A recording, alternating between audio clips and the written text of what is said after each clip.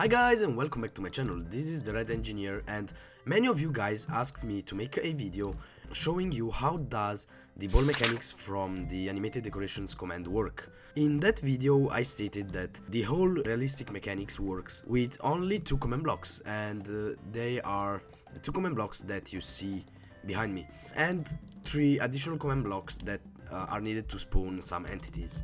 Many of you guys tried to guess in the comments of my video how does the ball work, and you said that it is a ball where an armor stand is constantly teleported to a zombie, or it is an invisible guardian, or a slime with of course an armor stand constantly teleported to it.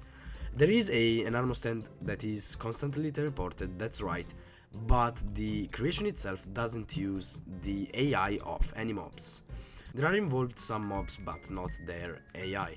Okay, now I have two items here, and now some of you will probably start to understand how everything works. Now we have these items, the leads, which allow you to tie an animal and bring it with you. And you know what happens when you try to go up? The animal will start to bounce.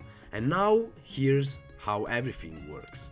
The mechanics is already in the game and we only need to find a way to use these mechanics.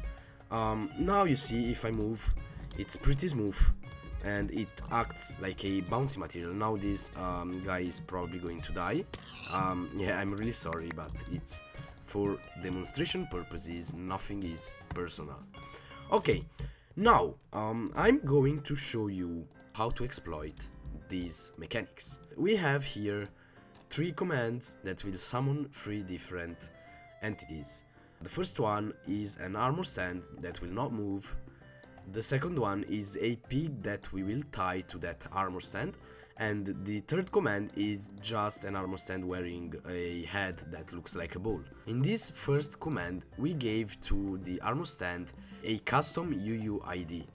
UUID stands for Universally Unique ID. It is a unique number that we will use to identify this armor stand. You can change the UUID, of course, it is invented. You can use like 1 and 2. You choose a number that you prefer. And with UUID most, add a unit to that number. For example, if you use 10 for the least, you use 11 for the most. And this little number here will identify this armor stand in the next command that we are going to use. This second command summons a pig that is tied with a lead to that armor stand. How do we do that? Of course, I'm not going to explain you what all of these value mean, because of course the video would become too long. But what we have to do is to add leashed 1, and then leash, we open a curly bracket, and all we have to do, we copy this bit from the previous command here, Ctrl C, and we paste it in this inside these curly brackets, and that's it. That's how you tie the pig to the armor stand. Now let's apply this in Minecraft. We take this command block here, place it down, and one thing that I forgot to say is that you need to summon the armor stand 7 blocks above the command block. This is because if it stays too high, the pig will not manage to get to the ground, and if the armor stand is too low, the pig will not manage to bounce. Now let's summon the armor stand. That's it. Okay, that's it. Now it is visible. We take the second command, power it, and what we did now, and as you can see, it is bouncing on the ground. Let me actually remove the invisibility effect so you can see what's going on.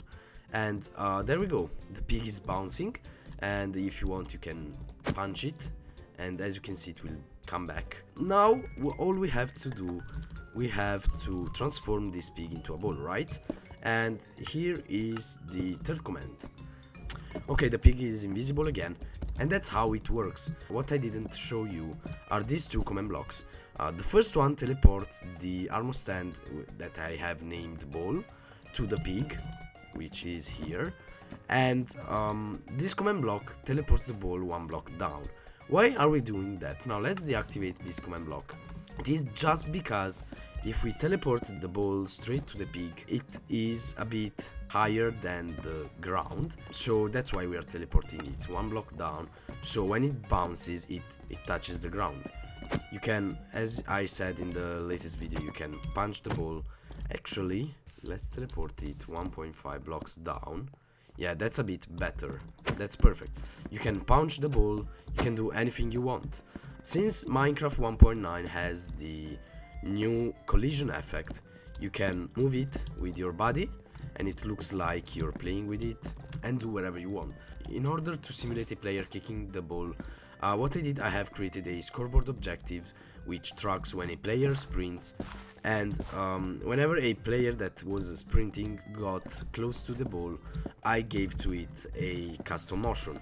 Now you can do it using commands, of course. Then motion, let's say 0.5 on the x-axis, 0.8 on the y-axis, and 1.3 on the z-axis.